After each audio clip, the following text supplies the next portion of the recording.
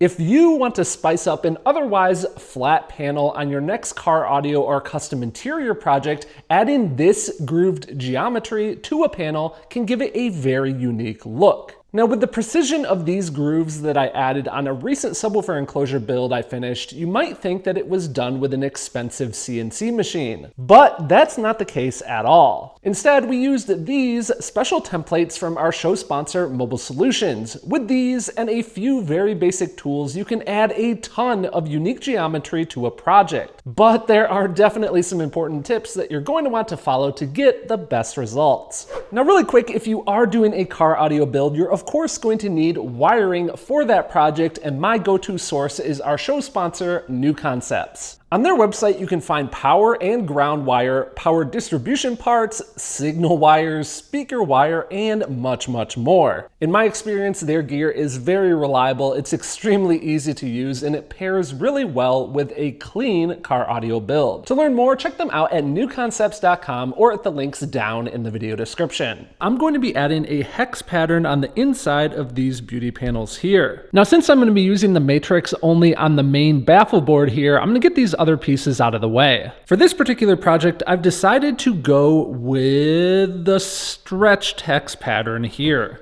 There's two different ways to approach this process. What you could do is you could use the matrix template to add your pattern to a completely blank piece of material that is the general size of your final project, and then make all of your final project cuts afterwards. In my case here, I've already made the entire shape that I need for a baffle on this subwoofer box, and I've done a bunch of other secondary machining passes that aren't relevant to this project, but I already have this part made, so I want to machine directly to it. If you do decide to go this route, it's a good idea to keep some of your scrap internal shape pieces to act as additional support while we make our cutting pass. So first things first, I'm going to use some template tape to secure these different work pieces to my work surface. You guys can ignore these pencil marks on the back side of the panel. I was just doing a practice run. More on this in a second.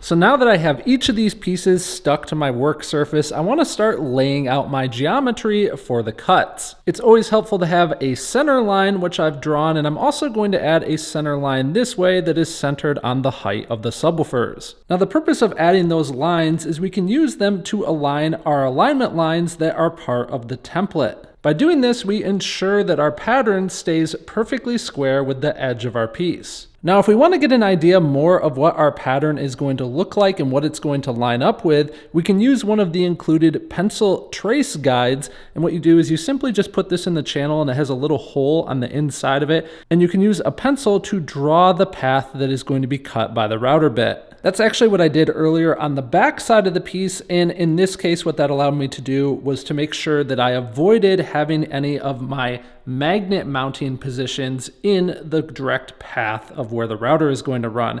You can see right now I have it in place where it's going to go, but if I shift it slightly, you can see all of those holes become apparent. So I'm going to carefully apply some template tape to the back side of the matrix template, and then I'm going to flip this over and stick it in place. Once I have it in position, I'm also going to apply template tape to the alignment rails and stick those in place as well. With everything positioned, now it is time to prepare our handheld router. Here's where it's nice to have the Mobile Solutions template guide system. In this case, we're going to be using a 5/8 OD bushing along with the lock nut. We're going to put this into our router base. Here's what that looks like loaded in. And now I'm also going to pick one of these profile bits. In this case, we're going to go with the flat chamfer bit. This is a chamfer with a flattened nose. Let's get this loaded into our router just like that. So now I can put the handheld router into its router base. You can see I've got the bearing sticking slightly out of the bushing there, and if we hold it at the side here, we can get a feel for how deep into the material it's going to cut. And if you're unsure what the bit profile is going to look like at that depth, it never hurts to do a test cutting pass. In my case, I'm happy with the bit depth here, so we're going to start making these cutting passes,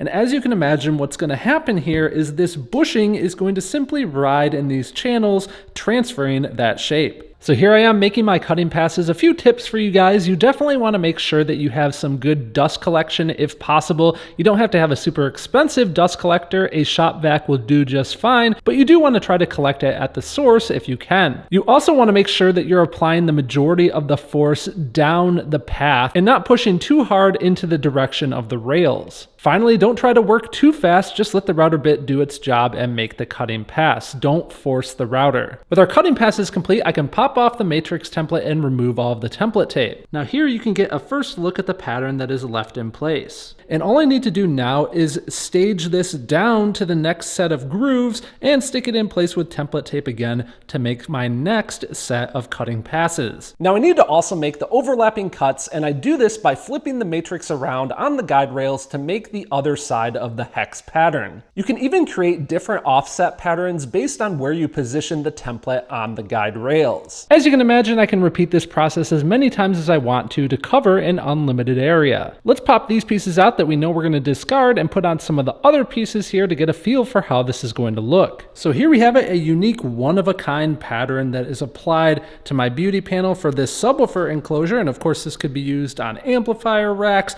custom door panels throughout a car interior. There are lots of different options with the matrix template. There is much more to a custom car audio build though. For this build series, I also covered how we selected the gear, how we planned for the electrical system and wiring, the design and creation of all the beauty panels, and more. If you would like to see the full build, be sure to check out the 13 video playlist here on screen. For the different tools and materials used in this video, be sure to check out the links down in the video description. And again, a special thanks to our show sponsor, New Concepts. Be sure to check them out for wiring for your next car audio project. A big thanks to them, along with Jerry and the rest of the Patreon membership team, for making these videos possible. And thank you guys for tuning in and watching.